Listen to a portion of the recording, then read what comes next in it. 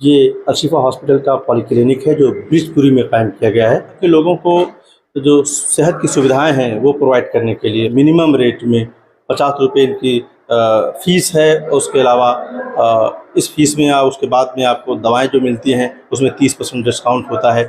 तो ख़ास तौर से ब्रिजपुरी और आसपास के एरिया के लोगों के लिए ये अस्पताल, ये पॉलीक्लिनिक बहुत ही अहम है। आज मेरा जो यहाँ पर आना हुआ है, यहाँ पर ह्यूमन वेलफेयर फाउंडेशन का जो ऑर्फन केयर डिपार्टमेंट है, बच्चों को यहाँ पर बुलाया गया है, उनको मेडिकल चेकअप के लिए उनका मेडिकल कैंप किया गया है।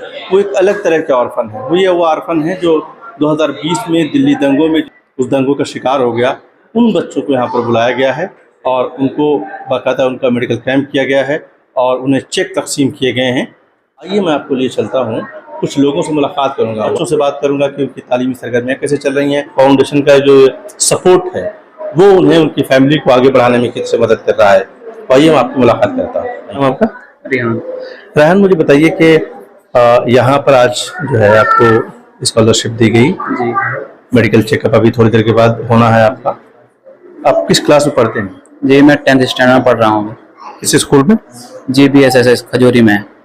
खजूरी में क्या आगे पढ़ने का इरादा आपका? नीट करने का इरादा है, तो डॉक्टर बनने का। डॉक्टर बनने का जी? पता है डॉक्टर बनने के लिए बहुत मेहनत करनी पड़ती है। जी पता है, पता है।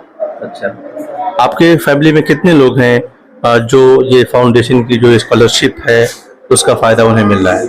एक भाई है और 3 बहन है, 5 हैं हम पूरे सिबलिंग्स।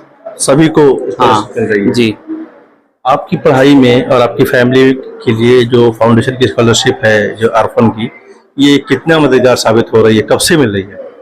ये शायद 2 साल से मिल रही है और पढ़ाई में कोई दिक्कत नहीं होती, पैसे मिल जाते हैं तो थोड़े बहुत जी। मेरे साथ इस वक्त फिजा हैं। फिजा से मैं जानना चाहूँगा कि इस वक्त उनकी जो तालीम है वो कैसे चल रही है, किस क्लास में है और आने वाले दिनों में उनका तालीम को लेकर के, एजुकेशन को लेकर के क्या इरादा है? मेरा 10th क्लास में एडमिशन है और मेरा आगे का एक्सपीरियंस है कि मैं प्रोफेशनल ब्यूटिशियन बनूं। मैंने ब्यूटिशियन का कोर्स किया हुआ है बट प्रोफेशनली किया हुआ है, जावेद हबीब से किया हुआ है और आगे मेरे को आर्टिस्ट ही बनना है। चले, ये जब से लोग आपके साथ आए हैं, किस तरह से इनका एसोसिएशन आपकी तालीम के लिए फ़ायदेमंद हो रहा है? ये बहुत हेल्पफुल है, बहुत घर का, मम्मा का, सब चीज़ में बहुत ज़्यादा हेल्प करते हैं। मैं करदमपुरी से आई हूँ। ये जो फाउंडेशन की जो स्कॉलरशिप है आपको कब से मिल रही है? सन 20 से मिलेगी। कितने बच्चे आपके? 2 बेटे, 2 बच्चे मेरे। मेरे साथ इस वक्त ऑर्फन केयर डिपार्टमेंट जो ह्यूमन वेलफेयर फाउंडेशन का है उसके मोहम्मद साद इस वक्त मेरे साथ हैं। साद साहब ने अभी यहाँ पर जो बच्चे यहाँ पर आए थे ऑर्फन केयर के, उनको इन्होंने चेक तकसीम किया। उसके बाद उन बच्चों का यहाँ पर मेडिकल चेकअप भी हो रहा है, कैंप लगाया गया है। मुझे बताइए कि आज का जो यहाँ पर प्रोग्राम हो रहा आपका कैसा रहा? क्या रहा? नहीं, हमारा प्रोग्राम एक सक्सेसफुल प्रोग्राम रहा जैसा हमने एक्सपेक्ट किया था। आज हमारे तकरीबन 60 से 65 बेनिफिशियरी जो कि नॉर्थ ईस्ट दिल्ली में हैं, ये ब्रिजपुरी और इसके आसपास के इलाके मुस्तफ़ाबाद, जाफराबाद, लोनी, वहाँ से यहाँ पर आए और हमारे बच्चों को पहले हमने जो स्कॉलरशिप हम देते चले आ रहे हैं, जो उनकी पढ़ाई के लिए हम देते हैं ऑर्फन स्कॉलरशिप, वो तकसीम की और उसके बाद में फिर हमने उन बच्चों का एक मेडिकल कैंप कराया। मुझे बताइए कि ये स्कॉलरशिप कब से दी जा रही है? ये स्कॉलरशिप हम सन 2020 से दे रहे हैं नॉर्थ ईस्ट में खुसूसन, और बाकी ऑल ओवर इंडिया हमारा जो प्रोग्राम है सन 2009 से चल रहा है। एक बच्चे को स्कॉलरशिप कितनी दी जा रही है? स्कॉलरशिप का अमाउंट 18,000 रुपये सालाना है जो कि हम 2 इंस्टॉलमेंट में देते हैं। मेरे साथ इस वक्त डॉक्टर हम्माद साहब हैं।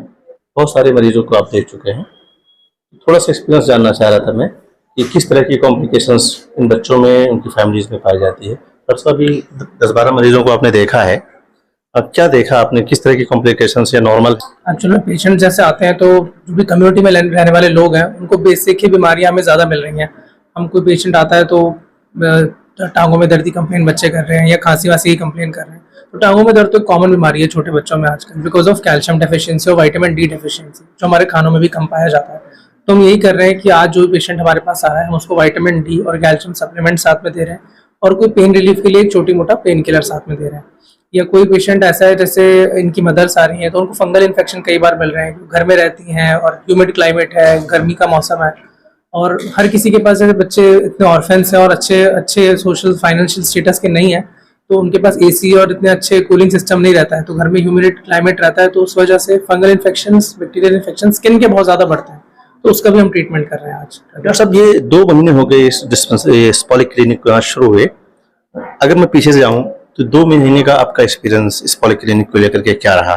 2 महीने कोई भी स्टार्टअप होता है तो स्टार्टिंग में लोगों को उस फाउंडेशन के बारे में या क्लिनिक के या किसी भी नर्सिंग होम के बारे में पता लगने में टाइम लगता है।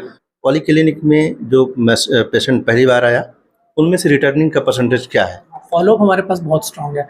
हम ये चेक करें, जो भी पेशेंट हमारे पास एक बार आ रहा है तो वो आफ्टर 3 डेज, आफ्टर 5 डेज, जो भी मैं फॉलोअप में पेशेंट रखता हूँ वो पेशेंट फॉलोअप में ज़रूर आ रहा है हमारे पास।